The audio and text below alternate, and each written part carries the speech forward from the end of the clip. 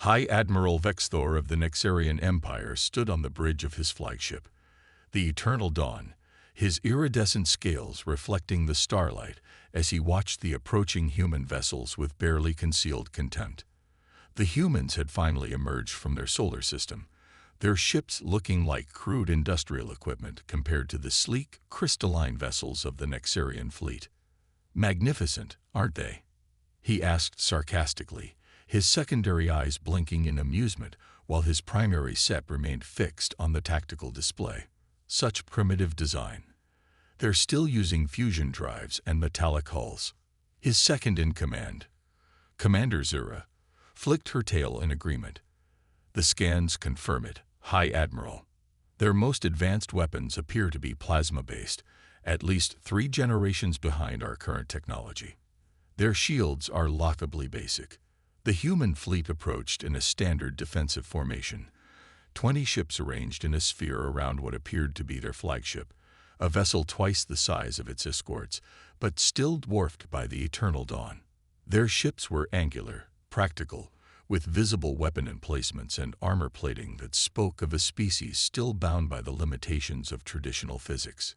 "Open a channel," Vexthor commanded, straightening his ceremonial collar. "Let's see what these primitives want." The holographic display shimmered, and the image of a human appeared. Captain Sarah Chen of the Earth Defense Force stood straight-backed and proud, her dark eyes steady as she gazed at the Nexarian commander. "This is Captain Chen of the EDF Resilient. You have entered human-controlled space. State your intentions." Vexthor couldn't suppress a chirping laugh. "Human-controlled space. My dear Captain, space is controlled by those with the power to hold it. Your species has barely mastered interplanetary travel. The Nexarian Empire has ruled these stars for 10,000 years." Chen's expression remained neutral. "We are aware of your empire's history, High Admiral. We are also aware of your treatment of other emerging species. We want to be clear. Humanity will not submit to Nexarian rule." "Submit?" Vexthor's scales rippled with amusement. "You misunderstand, Captain. We're not here to offer you a choice. Your species will serve the Empire, or it will be eliminated. Your technology is primitive, your defenses inadequate. Look upon our fleet and understand the futility of resistance." He gestured, and the tactical display expanded, revealing the true size of the Nexarian armada. Hundreds of ships decloaked, surrounding the human fleet in a 3-dimensional web of overwhelming firepower. Chen's response was unexpected. She smiled. "High Admiral, I think there's something you should understand about humans. We've spent our entire history being underestimated. By nature, by rivals, by our own limitations. And we've spent that same history proving everyone wrong."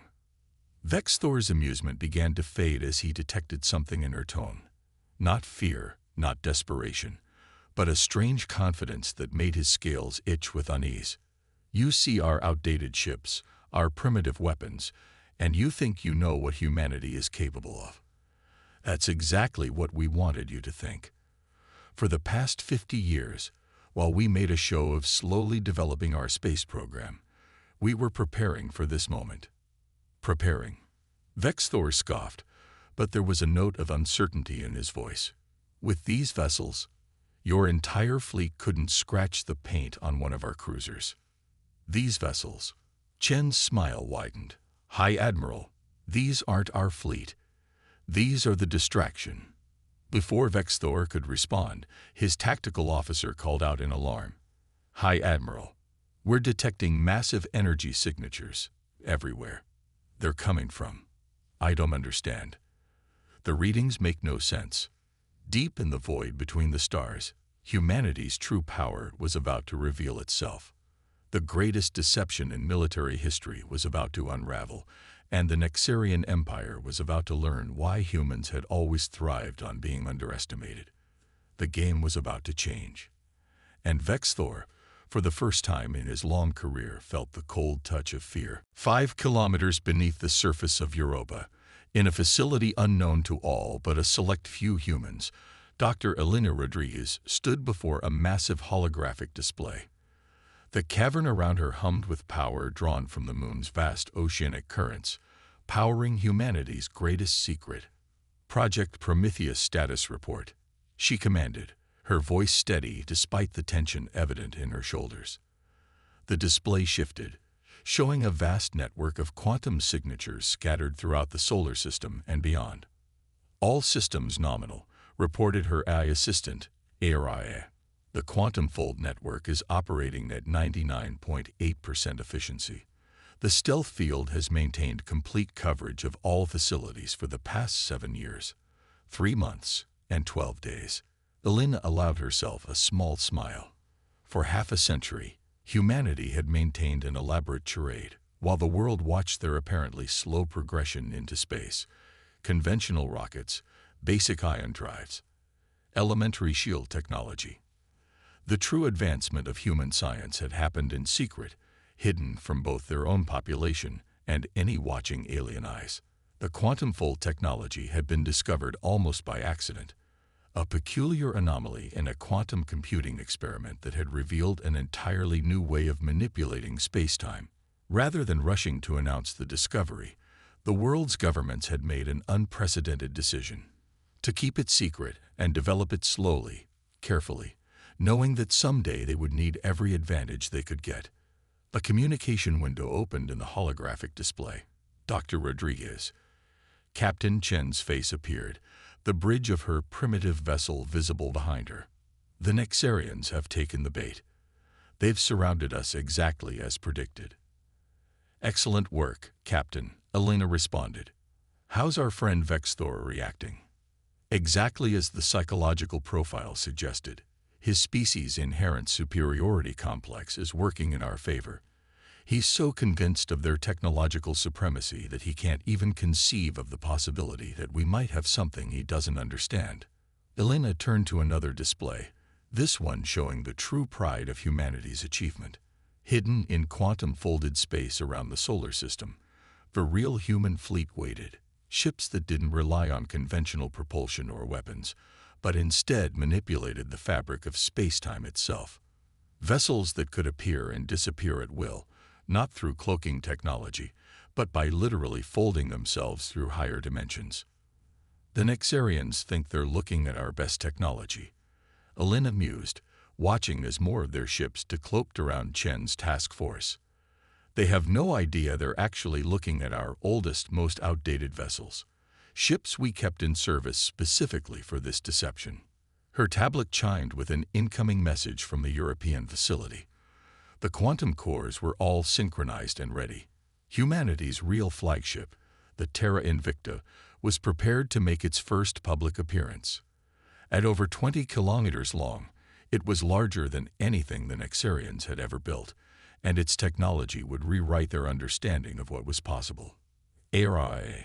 Begin final countdown sequence, Elena commanded. Notify all facilities to prepare for quantum fold revelation, and send my compliments to Captain Chen. Her acting skills deserve an award. Throughout the solar system, hidden facilities powered up. Quantum cores hummed to life, their energy signatures masked by the sophisticated stealth network that had kept them hidden for decades. The greatest reveal in human military history was about to begin. Dr. Rodriguez, HFY's voice was calm as ever. The Nexarian fleet has just powered up their weapons. They appear to be preparing to fire on Captain Chen's task force. Elena's smile grew wider. Perfect timing. Let's show them what humanity has been doing while they were busy looking down their noses at us. Signal the Terra Invicta. It's time for humanity's real first contact. In the void of space, reality itself was about to bend to human will. The Nexarians were about to learn that sometimes the most dangerous opponent isn't the one with the biggest guns or the most advanced known technology. It's the one who knows how to play the long game, who knows the value of patience and deception. And humanity had been very, very patient indeed. High Admiral Vexthor was moments away from giving the order to fire when space itself seemed to shiver. At first, he thought it was a malfunction in the Eternal Dawn sensors. Then he saw it with all 4 of his eyes, reality bending like a curtain in the wind. "Impossible," he whispered, his scales paling to a sickly white. "No species has this level of technology. Not even the ancients could." He never finished the sentence. Where empty space had been moments before, a vessel materialized. But vessel seemed an inadequate word for what appeared. It was a city in space, a mountain of impossible geometries, and gleaming surfaces that seemed to both reflect and absorb light simultaneously. It dwarfed his flagship, making the eternal dawn look like a child's toy in comparison. "High Admiral," his sensor officer's voice cracked with disbelief. "We're detecting." "I don't. The energy readings are beyond our scale of measurement, and there are more signatures appearing." Around the massive ship, space continued to fold and unfold. Hundreds of smaller vessels, though each still larger than the eternal dawn, emerged from seemingly nowhere. They moved in ways that defied conventional physics, leaving no engine trails, generating no detectable propulsion signatures. On his command display, Captain Chen's image was replaced by a new figure. Admiral James Santos of the Earth Defense Force stood in what appeared to be a command center that would have put the finest Nexarian facilities to shame. Behind him, holographic displays showed real-time quantum calculations that made Vex Thor's head spin. "High Admiral Vex Thor," Santos spoke with the calm confidence of someone holding all the cards. "I believe it's time we had a real conversation about humanity's place in the galaxy." Vex Thor struggled to maintain his composure. What is this deception? These energy signatures are impossible." "Not impossible, High Admiral. Just beyond your current understanding of physics. You see, while you were watching our conventional space program and dismissing us as primitives, we were discovering something that your empire, for all its advancement, missed entirely: the quantum nature of space-time itself." The massive human vessel, which Santos identified as the Terra Invicta, moved with liquid grace despite its size. As it did, Vex Thor's tactical officers reported with increasing panic that they couldn't get any targeting solutions. The ship seemed to exist in multiple spatial coordinates simultaneously. "The vessels you've been watching," Santos continued, "the ones you dismissed as primitive. They're museum pieces, High Admiral. Technology we kept in service specifically to maintain the illusion of our technological level. A deception that your empire's arrogance made all too easy to maintain." Around the Nexarian fleet, more human ships continued to emerge from quantum-folded space. They took up positions that Vex Thor's tactical training told him were impossible to achieve without being detected during approach. Yet there they were, having simply appeared at precisely the right coordinates. "Your empire has spent 10,000 years dominating through technological superiority," Santos said. "You've forgotten what it's like to be the underdog, to have to think creatively, to have to outthink rather than overpower. Humanity has spent its entire history doing exactly that." A junior officer rushed to Vex Thor's side with an urgent report. The human ships were generating some kind of field that was interfering with the Nexarian fleet's quantum communications. For the first time in the Empire's history, their ships were being systematically isolated from each other. "We developed this technology in secret," Santos explained, "because we knew this day would come. We knew that somewhere out there, we'd encounter a species like yours.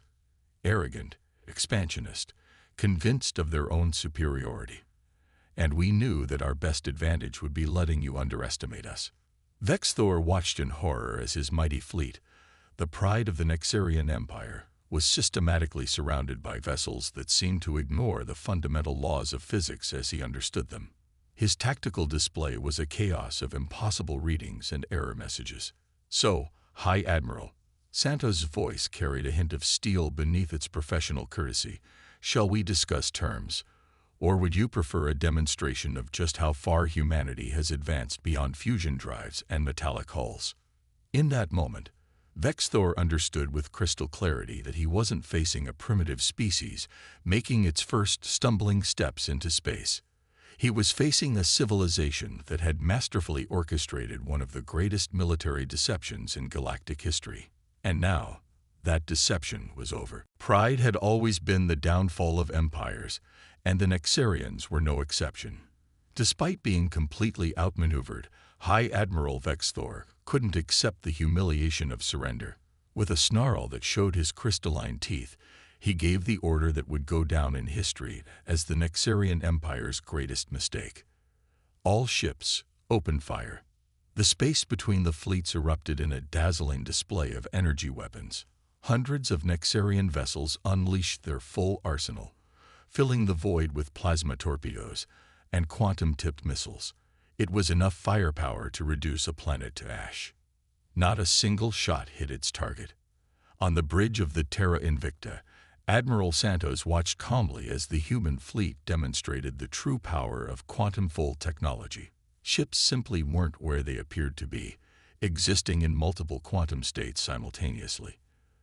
The Nexarian weapons passed harmlessly through holographic projections, while the real vessels operated from folded space. "Target their propulsion systems," Santos ordered. "Non-lethal takedowns only. Let's show them what precision really means." The human fleet moved like a choreographed dance. Ships phased in and out of normal space, appearing at impossible angles. Their weapons were unlike anything the Nexarians had ever encountered. Focused beams of quantum-manipulated space that simply bypassed shields and armor, surgically disabling engines and weapon systems without destroying the vessels themselves. In the Europa Command Center, Dr. Rodriguez monitored the quantum fold network as it coordinated the fleet's movements. "The Nexarians are trying to adapt their targeting algorithms," she reported to Santos, "but they're still working with a fundamental misunderstanding of spatial mechanics. They're targeting where they think we should be based on their physics. And we're not playing by their physics anymore," Santos replied with a grim smile. The Terra Invicta itself was a testament to how far humanity had advanced in secret. Its quantum core allowed it to exist partially in 11 different dimensions simultaneously, making it effectively invulnerable to conventional weapons. Its own weapons were based on controlled quantum collapse, literally rewriting small portions of space-time around target systems. On the Eternal Dawn, Vexthor watched in helpless rage as his fleet was systematically disabled. Ship after ship went dark, their engines and weapons disabled with surgical precision. His tactical officers were in chaos, their sophisticated targeting systems useless against an enemy that didn't obey the laws of physics as they understood them. "High Admiral," his second-in-command called out in panic, "we're detecting quantum fluctuations throughout the fleet. They're shutting down our power cores remotely." The humans weren't just winning the battle. They were demonstrating a level of technological superiority that made the Nexarian Empire's best weapons look like children's toys. Each disabled ship was a statement. "We could destroy you, but we choose not to." "Admiral Santos," Vexthor finally called, his voice hoarse with the bitter taste of defeat. I request terms of surrender." Santos' response was measured and professional. "Accepted, High Admiral. Power down your remaining weapons, and we'll begin discussions about the future relationship between humanity and the Nexarian Empire." As the battle ended, if it could even be called a battle, the true magnitude of humanity's deception became clear. They had spent decades appearing primitive and vulnerable, all while developing technology that revolutionized the very understanding of space-time. The quantum-fold ships weren't just advanced. They represented a completely new paradigm in space travel and warfare. In under an hour, humanity had disabled the most powerful fleet in known space without destroying a single vessel or taking a single life. It was a demonstration not just of technological superiority, but of precision, control, and mercy, qualities that the Nexarian Empire had forgotten in its millennia of unchallenged dominance. As Vexthor stood on his powerless bridge, watching the impossible human ships phase in and out of reality around his fleet, he finally understood Captain Chen's earlier words about humanity's history of being underestimated. His empire had thought they were dealing with primitives making their first steps into space. Instead, they had picked a fight with a species that had mastered the quantum nature of reality itself and had been patient enough to hide that mastery until exactly the right moment. 3 months after the Battle of Seoul, as it came to be known, the Grand Chamber of the Galactic Concordat was filled to capacity. Representatives from 100 spacefaring civilizations gathered to witness something unprecedented: the admission of humanity as a senior member of the galactic community and the ratification of the Seoul Accords. Admiral Santos stood at the podium, his dress uniform gleaming under the crystalline lights. Beside him, a humbled but dignified High Admiral Vexthor represented the Nexarian Empire. The chamber buzzed with excited whispers and occasional bursts of light from species that communicated through bioluminescence.